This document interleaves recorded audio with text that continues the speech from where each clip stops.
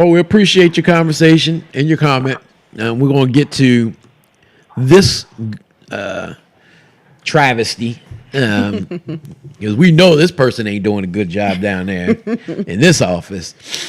So, first and foremost, welcome back to the program. Thank you. Thank you guys for having me. And congratulations, 6 months this season. Yeah. That's awesome. Yeah, it's bittersweet. Unfortunately, this is the last show of the season. Oh, wow. And being here, but it's fitting to end it with you. I appreciate that. Talk about Keith and the upcoming trial. I always like to talk about Keith. I know. That's a good. I'm telling you, and I tell my girl this all the time. I said, baby, if anything happens to me, if you don't fight like that woman does for her man, we're gonna have a problem. Don't mess with my babies or my big baby, or yes, we're gonna have a problem. So first and foremost, how's he doing? I know you talk to him all the time. How's his spirits and everything? His spirits is a little down. We spent all day in court yesterday, and I heard you. I listened as I drove in from work. Unfortunately, I'm sorry to say, he will not be starting trial next week. Are you serious? I am serious as a heart attack. So yesterday we spent a hearing that was supposed to initially take about an hour. It was a discovery hearing. Amazing that a state who wants to try him for the fourth time for this charge, but fifth time overall, has issues with evidence. It's amazing to me. So yesterday we spent all day in court, both courthouses. We were able to go to both in one day at a discovery hearing where the state has either lost, I don't believe they lost anything, but that's just me, lost or destroyed evidence. So what that has now done is, because they want to try Keith. I just need that to be clear to everybody. It is not us. It is them that wants to try him, because they have waited to the very last minute to give his defense attorneys stuff that they've held on to and they knew they had, or they didn't turn it over, or the thing that is just bugging me the most. I don't know why this is bugging me the most, but they have misplaced crucial ballistics evidence that I don't believe they've ever had. But instead of a judge saying, well, this is your fault, you lost it, you didn't keep up with it, the judge told them, oh, just go find, just test fire the stuff again, start all over, start from scratch. To me, I think that is ridiculous. I think that is, it's something that I still can't believe it. I've been on fire. And Keith, initially, just like I advocate for him, he's my biggest advocate too. So when we're in those situations, he is able to kind of keep his composure. He'll walk out and he'll say, are you okay? Because he can't talk to you. And I'll nod. But he didn't call all yesterday. So I kept saying, like, what is going on? I didn't know what was happening. And in the middle of the night, he called. And I'm not going to lie, of course, I was crying. I was at the top of the bed. I was crying. And he said, I just got up. And I said, what do you mean? He said, when they took me back, I just went to sleep. And I said, you were asleep all of this time? And he was like, yeah, I think I was just frustrated and I just wanted to go to sleep. So he took a depressed nap. So he's kind of down. He feels like, he counts down to have his day in court.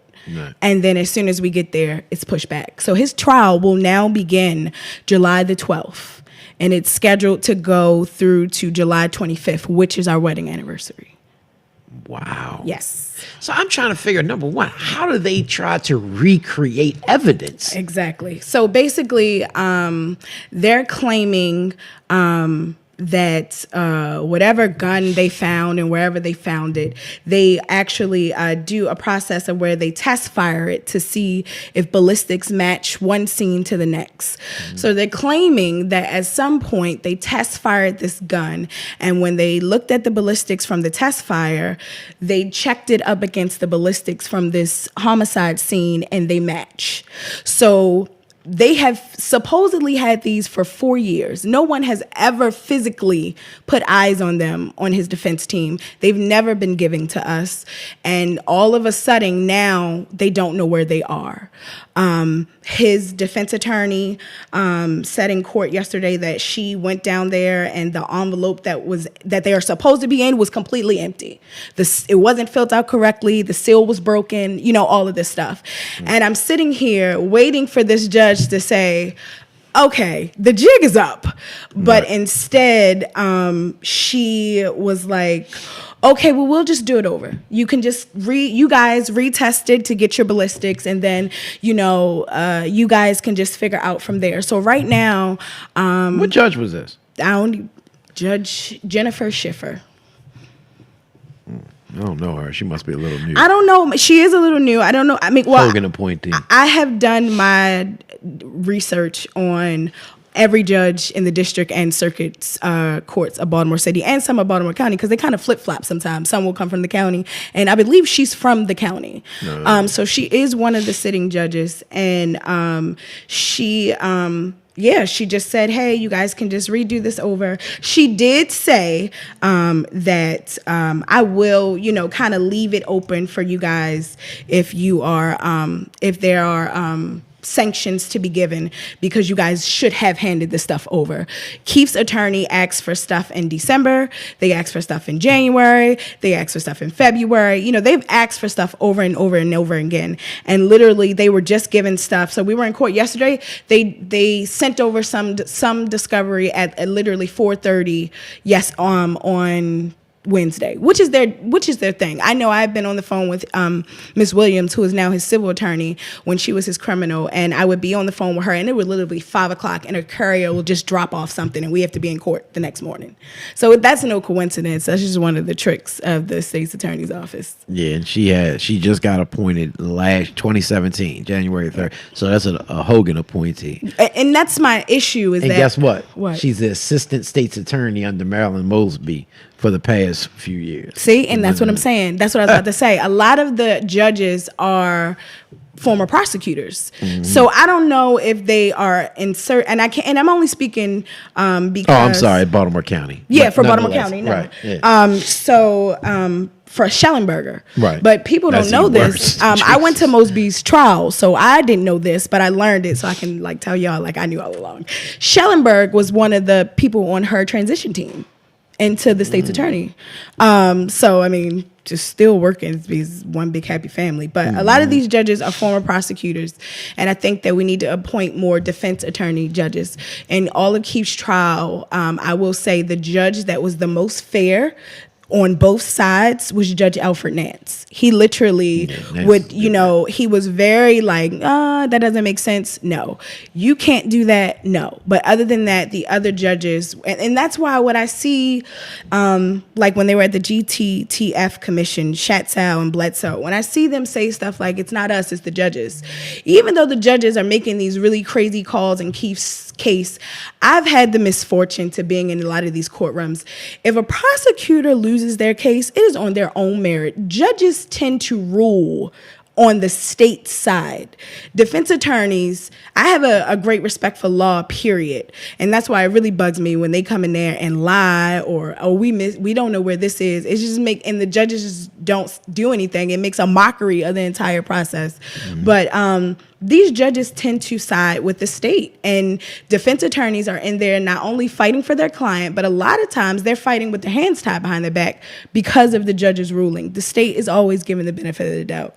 Always. And that's something that really, really, really needs to change, especially when as soon as somebody says, hey, why is this happening? They throw y'all under the bus. Mm-hmm. They always say it's you guys. I mean, and that's just not true. The judges are not the reason why things are a mess.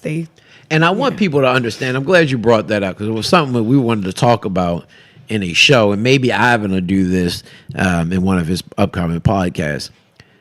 There's a case called Sterling versus Maryland, mm-hmm. which takes away from judges having the ability. They keep saying these judges are the reason why these violent repeat offenders are back on the streets and all that. But because of this case, which I believe is in 2016, mm-hmm. they were now taken away from when a state's attorney is the one who comes up with this plea deal. And the defense has the right to either accept it or deny it. Mm-hmm. When they accept it, the judge can't even if it's the worst plea deal in the world, can no longer say, you know what? we're going to step in and give them an even better deal or anything. Right. They have nothing. Their hands They go are by the tied. sentence guidelines. Exactly. And they have to agree. And so people are like, oh, no, it's these judges giving these light sentences. No, you need to look at your state's attorneys. Exactly. They're the ones making these deals. I think that I know the other day, getting ready for work, Joy LaPola did a story. And I mean, she just threw out some numbers. And if you're listening to it, you're like, oh my goodness, these judges, what are they doing? But that's not the case. One thing, every case is not the same. You know, everything, you can't rule on every case the same, but the judges are going by the sentencing guidelines. The state yesterday, I mean, when we were in court yesterday, because we went from Mitchell to Calvert Street to get the new trial date, and I watched a bunch of people who did not know what sentencing guidelines are or what time they were facing plea out for fentanyl. 8. I counted 8. Pleaded out for fentanyl possession. Wow. A couple with gun possession and stuff like that. And I mean, they were hella suspended sentences.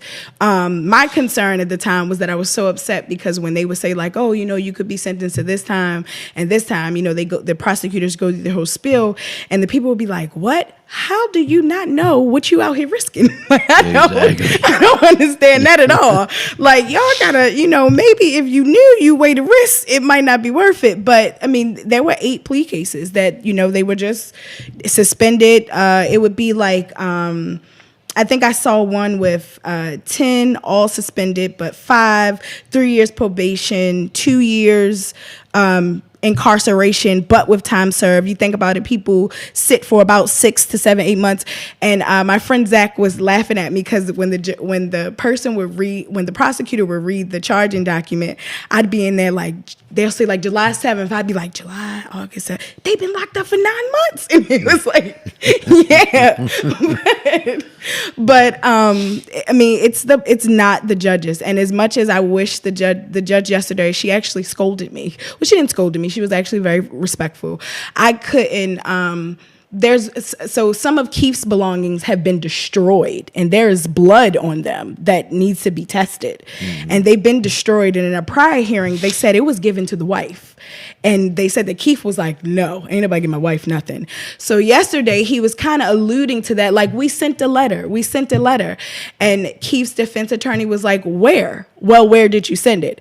And I almost was like, let him say me, because I'm gonna probably get locked up today, because I'm like, he didn't send anything, and I was shaking my head like, and he lied several times and was caught in the lie, and I'm looking at the judge like, I know you realize he just lied to you, and I shook my head so much, and she was like, I know that you have strong feelings about this case, but shaking your head is distracting. And it's like, no, it's not that I got strong feelings. I'm shaking my head because he lying. Like, exactly. Do something. But you should be shaking your head. Yeah, I mean, it was unbelievable. And I think that when you know, one of the things that we talked about last night was that you kind of, and his new defense attorney, she is actually Baynard Woods. He's been on the show before. He told me once. Baynard's the attorney? No. But Baynard was at court yesterday too. Oh, okay. But he said that Keith's new attorney reminded him of me, and I saw her in action yesterday. It's Deb Levy. Oh, yeah, I know her. Yes, didn't she used to be in charge of like all public defenders at one time? I don't know, but I know she's the head of the police, like the conduct. You know, them. Oh, yeah, she's nice. She's nice. I really was like, you know, I know my husband's case through and through. I can tell you what everybody was wearing, what they said, when they switched their story up, everything. And I always be like, if you could get a law degree, like you could get a marriage certificate to marry people, and I could do it for one day, my husband coming home. Let me do this. But yesterday, I mean, she was, I really respect her, because not only is she in there, you know, jumping up and down, you know, going off, but she's also, you know, in the end, she's not sugarcoating it. She's like, you know what? That was fucked up. But you know what? Oh, sorry. She's like, are you good? That was messed up. I'm frustrated. You're frustrated because it's your husband. I'm frustrated because it's my client, but we're going to just go about it this way. So I really, really, and Keith is really confident in her. But I mean, at the end of the day, I just don't understand how this, you know, the state wants to try him. But so, and that's what I want to get to, because for those who are watching, who we have a lot of them who aren't from Baltimore, and those who may be from Baltimore and just been living under a rock for the past few years, who knows? Explain how we got into this situation, how these incidents occurred originally, and how we got to where we are today. Okay, so June 7th, 2015, my husband was shot at over 40 times by Baltimore City Police. He just happened to be on his way to his family's storefront, and the police were, I guess, they're saying that they were looking at an accident, and there was a gentleman in a car, a hack, a legal cab, and he was robbed. There was someone in his car that was robbed. So he kind of, gets to the police and is like, hey, this guy in my car, he's robbing me or whatever. So the police officer, Catherine Filippo, you all might know her because she is the police officer who was under federal investigation for dealing drugs that just came out recently. She claims that she saw Keith with a gun and she gave chase. At the end of that, Keith was shot at over 40 times. He was hit 3 times, once in his face. It went in his face, came out in his neck, his arm, and he was, I happened to be on the phone at the time because I was talking to him as he, that whole night, that whole morning. And so I listened, and initially I thought like maybe he was playing or something, but I came to find out that it wasn't. They shot him. He ended up in the hospital. They had to rebuild his entire face. It broke all of the bones in his face. When I finally reached him and got to the hospital, I had to sign for a blood transfusion because he had laid there and bled out.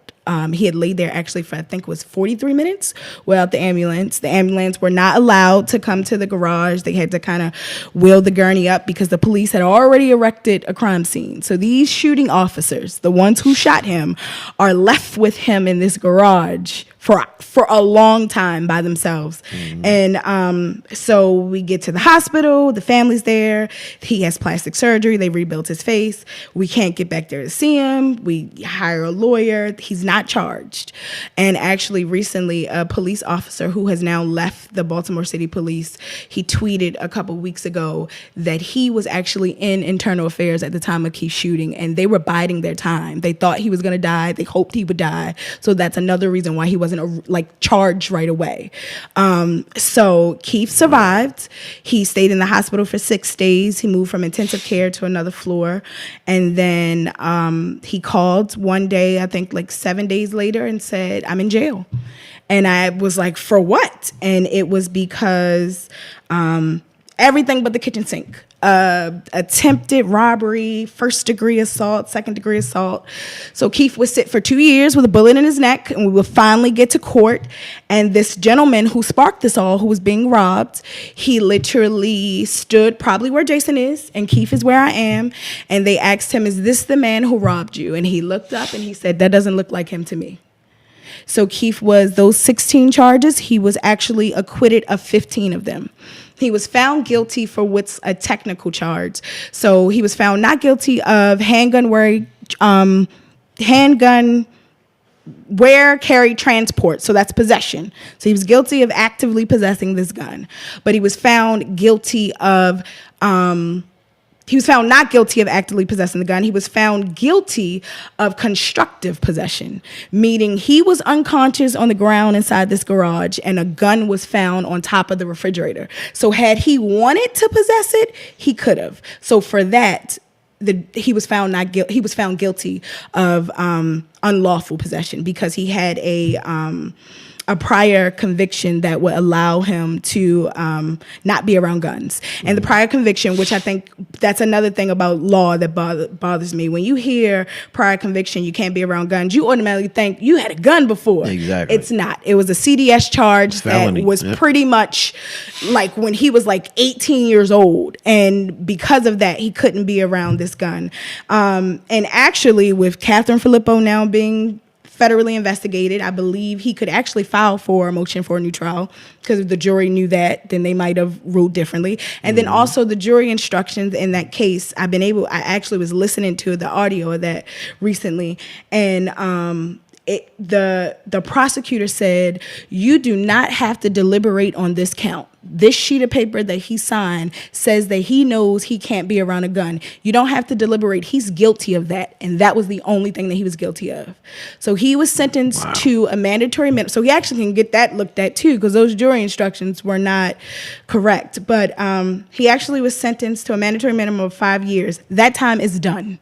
Keith was released from that charge on May 2018. So he is doing what's called dead time. He's just kind of waiting to go to trial. And I know a lot of times, I know Mark has said before, like, well, I thought he was just in jail anyway, so why is the big deal? No, Keith is I remember getting an email that day because one time they lost him. Like, I was looking for, they moved him, and I went to see him, and they were like, we can't find him. And I'm like, well, I know he didn't walk out. Yeah, I'm like, and I don't play that, because and like I told the lady, I said, listen, ma'am, he was shot by the police. I need to know where he is at all times. And I put in this thing with the corrections, and they said, hey, well, you can sign up for Vine, and when he's ever moved, or there's movement with him, you'll get an email or text message.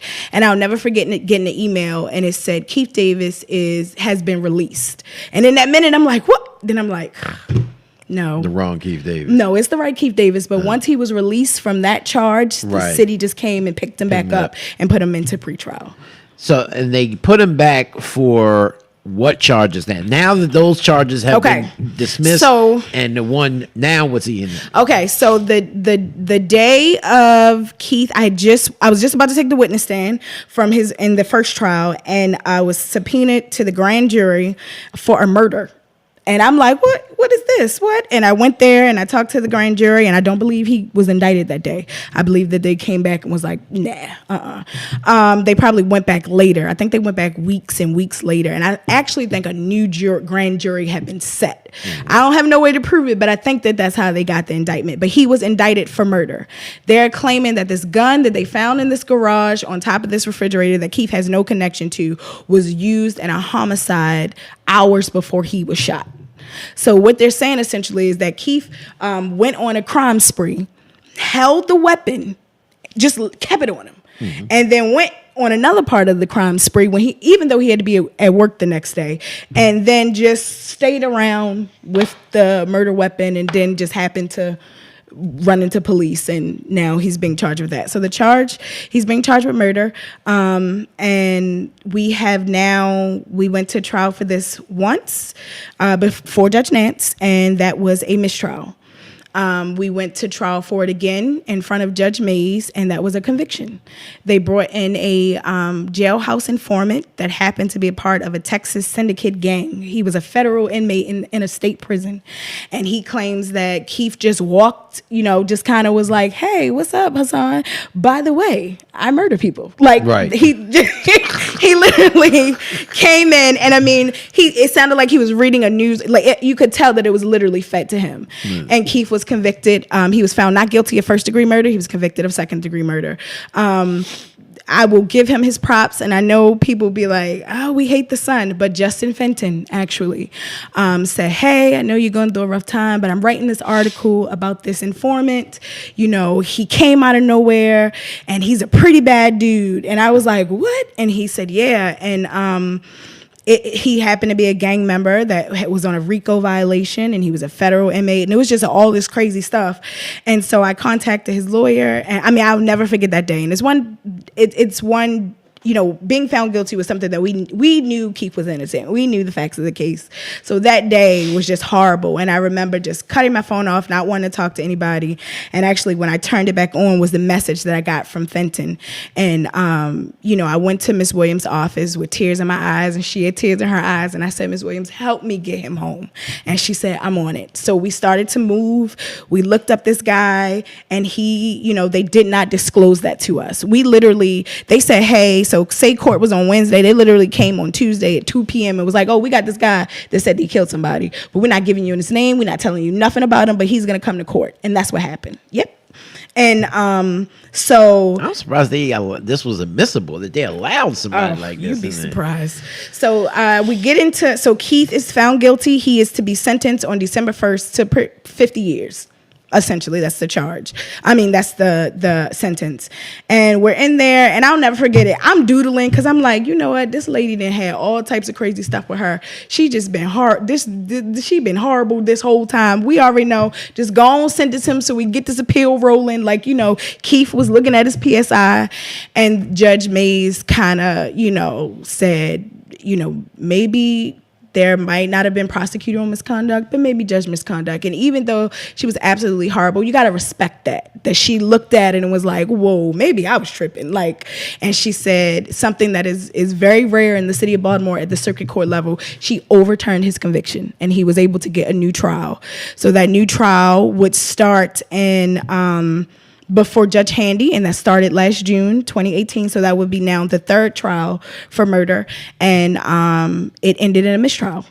So it was right around election time, and Marilyn Mosby sent out a statement saying we're not completely committed to trying him. I mean, it literally, the mistrial came the day, like the last day of early voting. Yeah, that came during early voting. Yeah. I remember Shorty and them came up to his Keith supporters. Northern Parkways. Yeah, his village is strong. Yeah. They shut I mean, and even the other politicians were like, oh. Man, you know how fast they got away from her? They hauled that away from her. Oh, okay. Oh, all right. I remember Jill Carter, and I mean, she's really cool, but she was just like, Kelly, maybe do this another time. And I was like, we just came from a mistrial. She was like, oh, okay, do you think? Like, you know, like, that's it. But she sent that statement. We knew it was BS. We knew it was because, you know, people really hit hard at that polls. And I mean, Shorty and them were at Northwest, and Boom and them were at the East Side. So they covered both polls, you know, letting people know. She was giving out literature for her campaign. They were giving literature about Keith. I saw a couple people, you know, that Shorty hit at the entrance, and she came down and was like, hey, I could really use your voice. And they was like, what about this? Like, so we knew, so literally as we were there, that's when the statement came down. So everybody was like, oh, she gonna do the right thing. She not gonna try him. I was like, listen, y'all leave from this poll place. And you know, that day I finally got to talk to Nick Mosby because I seen, and they hate me, they call me a softie. She was really upset. And I saw her as, this is my sister. I shouldn't be fighting her. I should be fighting with her. And she was upset, and it made me feel bad. It made me feel like a bully. And I was like, you know, maybe guys, and they were like, are you nuts? And I was like, no. So I pulled Nick over to the side, and Nick was very respectful. And he said, hey, you know, I respect you for believing in what you believe in. And maybe, you know, one day, you know, you guys could kind of see each other from eye to eye. And I was like, Nick, look at this. Like, look at this. I should be with her. You know, these people that are against her now because of Keith should be with her, and we should be winning this together. And he was like, yeah, I get that. But, you know, you believe what you believe in. She believes what she believes in. And another time in her trial recently, I was just like, wow, she went through all of that to get to where she was. And then we get to court yesterday, and I'm just like, she is evil. Like, so I'm back to well, and she did send out a tweet after the conviction. Which with many so people distasteful. Was very inappropriate. So distasteful. And what was that tweet? What did she? Keith, when he was convicted, she got one of this young man's relatives and took a picture outside of the courthouse, and it does not say justice. I want that to be clear. It says victory. Keith Davis Jr. convicted. And I mean, everybody, before I saw it, everybody was like, oh yeah, no, if it's any, this is horrible. And I was like, what? And when I looked at, I said, you know what? This is ridiculous. And everybody reposted it. She took it down because, I mean, Twitter went nuts, but she took it down. But that just showed me that this is personal. It's personal. And absolutely. That's the thing that bothers me, is that this is personal because we stood up. Keith, they offered him deals for that first trial. We're not taking no deal. We didn't do anything. And even though he has his days now where he's like, I can't take it no more. I'll do, you know, I just want to come home. Like, you know, and I'm like, no. And I have to tell him, what, you gonna take a deal for what? Because you take a deal, you ain't got no home to come home to. There's no way you're gonna ruin your life behind something that you didn't do. I know you're tired, but we just gonna have to fight through this. And so she did that.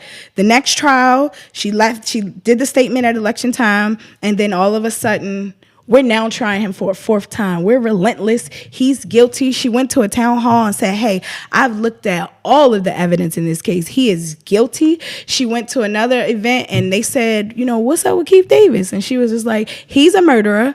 Well, his wife said, and his wife is a murderer lover. So she, just a whole bunch of stuff. And, she called me a repeat violent offender during the debate. During the debate, she was lying, and I couldn't take it no more. And I said that I was going to be on my best behavior, but during the debate with her, Theroux, and Ivan Bates, she lied, and I was like, you are lying. Like, you're absolutely lying. And they were like, okay, now you got to leave. And she was like, see, repeat violent offenders don't like me. I ain't never got a parking ticket. So who's the repeat violent offender? Keith ain't never got a violent offense. So who's the repeat violent offender?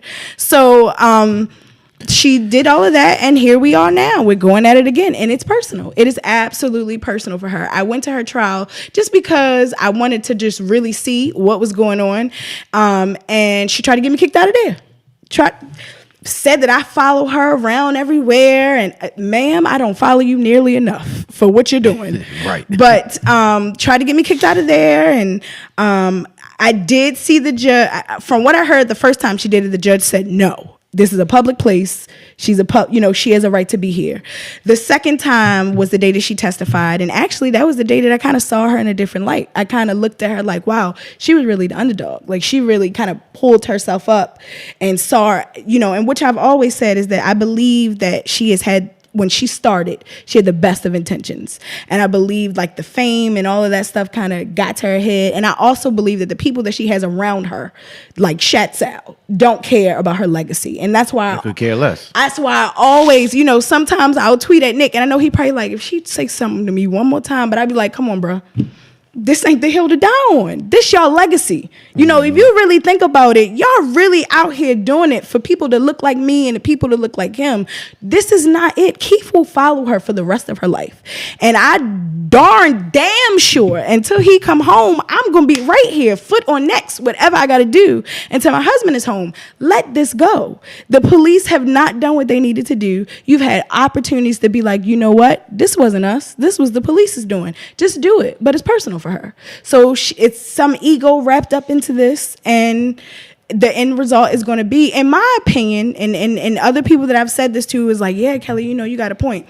She has no out in this. If he's convicted, you're going to always look like you've taken place and convicted an innocent man. I don't care what you do. The people that support Keith have sat in court and listened to the evidence. No one is going to listen to you saying, look, we got him, he's guilty. No, you convicted an innocent man. If he's acquitted, you're going to look like a monster because you continue to go after him. The only way she would have come out of this maybe unscathed is to finally say, you know what, after like the third time would be like, you know what? We thought that this was the way to go. We thought that this is what it was. But at this time, we just going to let this go and keep moving. If something comes up again, then we'll go take a crack at it. But to keep him in a cage, he's been in a cage since June 7th, 2015. His next trial doesn't start until July 12th, 2019. That's 4 years that he's been locked up.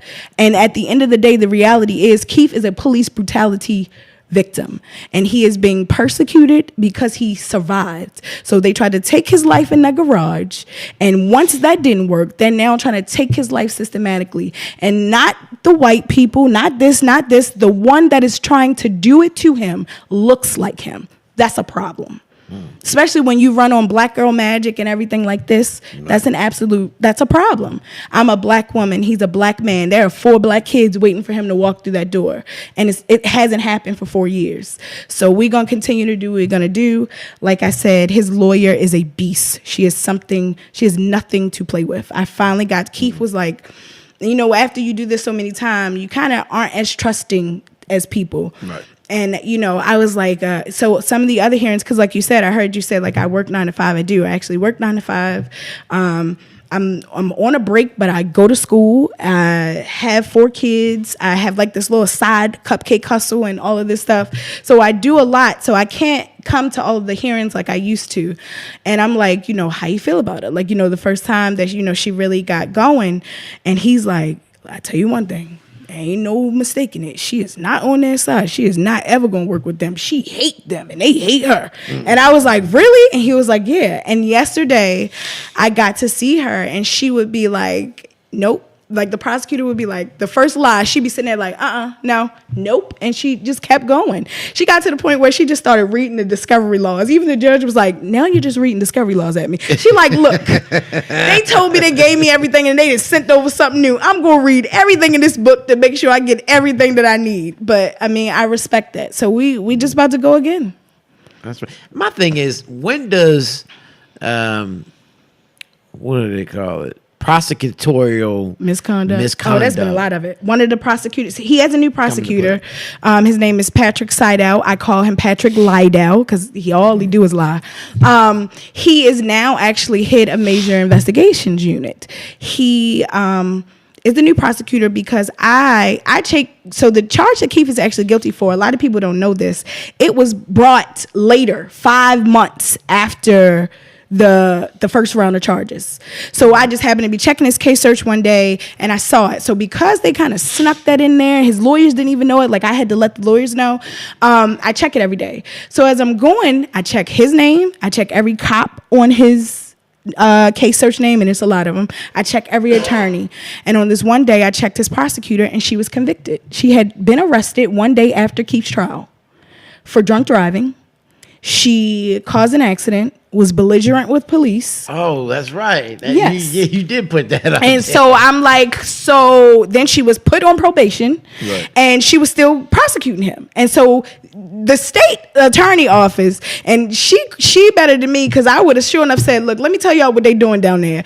They knew that she was convicted. They knew that she had went through that, and they kept her on board to prosecute Keith. Because from what I hear, everybody else in that office be like, I ain't touching that case. I don't want it.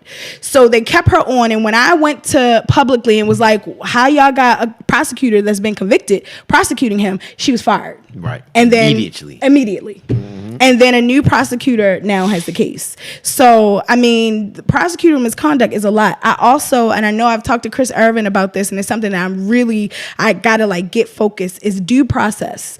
At what point are you abusing the entire process? Right. The officers that were involved, they weren't talked to for an entire 10 months. Mosby never talked to them, but she cleared them. They were cleared, but never had a conversation with them. He was tried over and over and over again. At what point does this kind of, and I know it's not double jeopardy because it's a different charge, but at what point is litigating this now abuse? It's an abusive process, and now you're letting people retest stuff that they had or that they had and they lost. So some type of legislation. I know that everybody worked together, so people probably be like, I ain't touching that. She ain't about to get me. We don't, because a lot of people. The problem is half the legislators are lawyers up there. I know, but something needs to be put into place. You should not be able to try somebody like this, over and over and over again. And as of right now, the law says you can try somebody as much as you can. We have somebody right now working on how much these trials cost. And that's a lot of money going to waste. But I mean, as long as they keep trying them, we gonna continue to fight. Keith's Village is strong. As a matter of fact, tomorrow, if anybody is available, we have a court support happy hour, because court is something that is long, and he packs the room, he fills the courtrooms up, and we're gonna be at Old Major from 4 to 7. I think it's 900 South Carey Street. Come on down, meet Team Keith, and see how you can help. You can get to know us, get to know each other, because we like to carpool together, we like to eat together, we like to meet up together. We like to keep it very organized, and like I said, his village is strong. A lot of people don't know Keith's last trial, the attorney was paid by the community. I didn't put up a cent. His parents didn't put up any money. After trials, we're all financially spent. This is, on the third trial, which is another, I think, tool of why they keep trying him. They're hoping that he goes broke. Runs out of resources. They hoping that he runs out of resources and he has no way to fight. And that was a question I asked last year when you came on. I know how that burden has to be on the family. One of Team Keith's, Chris, I'll never forget it. He looked at me and he said, "You will never have to pick financially between what you should do and his freedom. It's going to always get taken care of. And I can honestly say it has always gotten taken care of. If I don't got it, they put it in. If I'm short, they add the rest.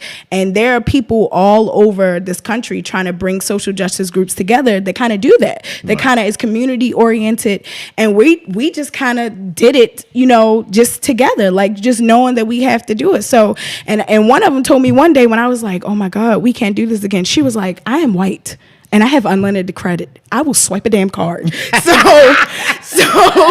I was like, oh, okay. She like, that is never going to be a problem. So, you know, as long as they going to keep bringing it to him, we going to continue to fight for him. My husband was, you know, he went to work every day, and you know what? And people will tell you, I'm Keith's biggest critic. I'm somebody that is fair. Even when this stuff happens in his case, it's kind of frustrated because when they do come with something, like they held on to this video for like years that they watched, that they saw, that they knew wasn't him, and they couldn't make it him. So they held on to it until, you know, his defense said something, and then they're like, oh, well, you know what? In fact, it is him, but it's not him. Mm-hmm. But when I look at evidence that they bring me, I think to myself, I'm not looking at it like, yeah, see, he's innocent. I'm looking at it, what could be looked at and really maybe flipped in a way that they could say that is you. Mm. And that's where you need to work from. So when it comes to Keith, when he's wrong, he's wrong. And I'm going to tell him that he's wrong. And when he's right, I'm going to be by his side.